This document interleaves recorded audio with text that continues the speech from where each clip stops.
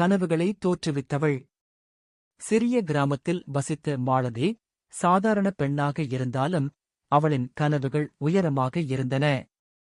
அவளுக்கு கல்வி மீது அளவில்லாத ஆர்வம். ஆனால் அப்போது பெண்கள் உயர்கல்வி பெறுவதற்கு சமூகத்தில் எதிர்ப்பு அதிகம்.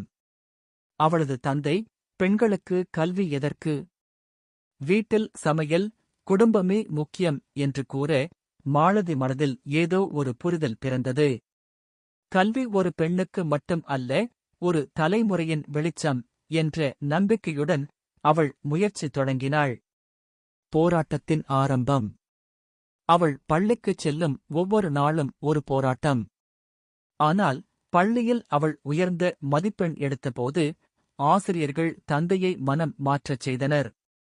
மாலதி உயர்கல்வி பயின்ற முதல் பெண்ணாக ஆனாள். கனவுகள் நனவாகும் தருணம்.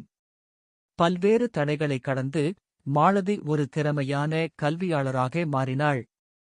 இன்று அவள் சிறப்பான பள்ளி ஒன்றை உருவாக்கி ஏழை குழந்தைகளுக்காக இலவச கல்வி வழங்குகிறாள்.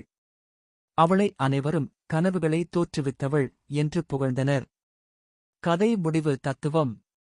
ஒரு பெண்ணின் கனவுகள் ஒரு சமூகம் முன்னேறுவதற்கான முதல் படியாக மாறலாம். உறுதியும் விடாமுயற்சியும் இருந்தால் கனவுகள் தோன்றும் மட்டுமல்ல, தோற்றுவிக்கவும் முடியும்.